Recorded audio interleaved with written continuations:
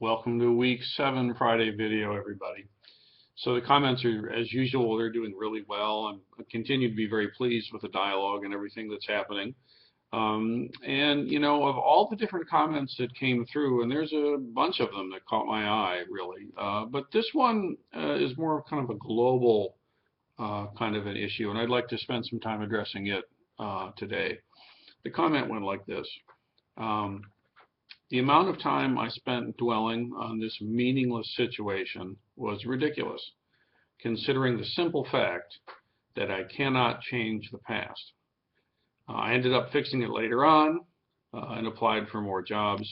I'm still working on not beating myself up about every little thing, and I really hope to master this.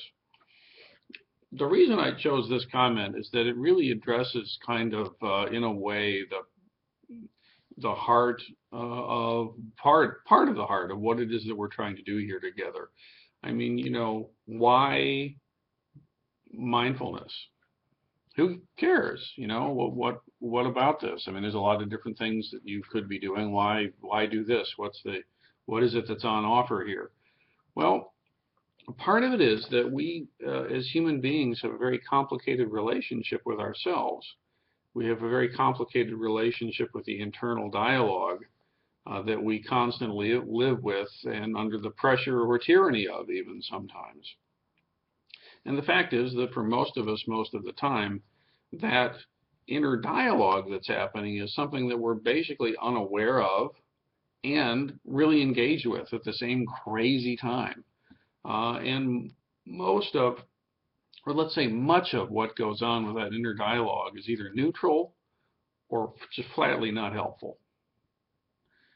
And so the experience of being able to actually tune into our own experience, to be aware of what we're aware of, to actually listen to what we're hearing and taste what we're eating and feel what we're actually feeling, you know, like actually feel what we're feeling.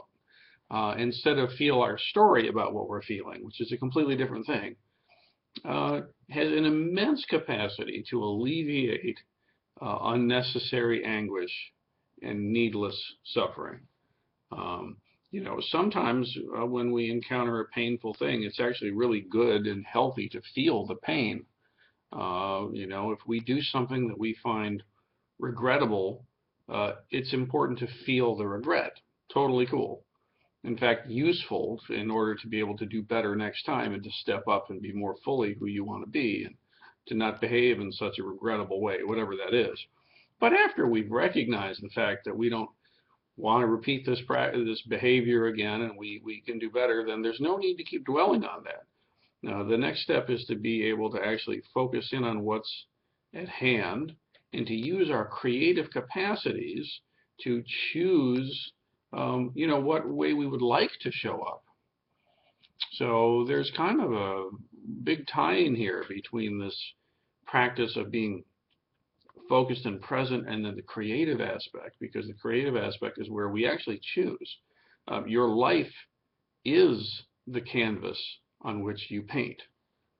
Your life, exactly as it is the instrument which you play.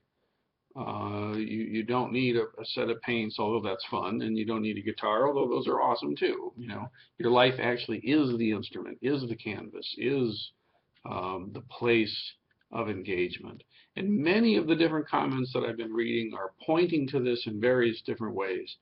And as you perhaps are seeing by now, whether we're talking about a ritualized object or conscious eating or walking or all the various things, of course, the basic home lodestone practice of seated meditational awareness, all of these things are various skillful ways to help us find our way in to this experience of actually being ourselves and to be that self in as creative and, if I can say, loving a way as possible, while actually being of use to ourselves and to those around us, basically no matter what the circumstance is.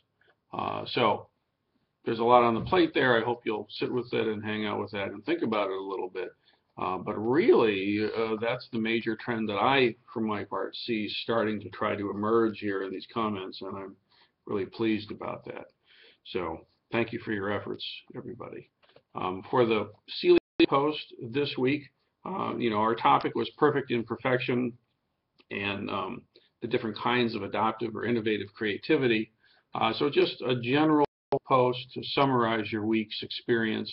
I was very touched by a lot of the comments about people's relationship with their grandmas and elders in their family, and the tenderness with which people shared the things of value that to the world would be useless, but to you they're precious. So I see that, and you're precious too. So that's great. So go ahead, make a post that just summarizes your experience. Pictures are nice, videos are nice, and I look forward to reading them all. Good job, everybody. Next video should be up on Monday on time. Oh, and when you do the Celio posts, help me out by just saying, week 7 on the top of it. Because that way, when I'm trying to get these grades together, sometimes I have to try to figure out which week it is, and it just takes me time. So go ahead and put week 7 up at the top. Thanks, everybody. I look forward to looking at them.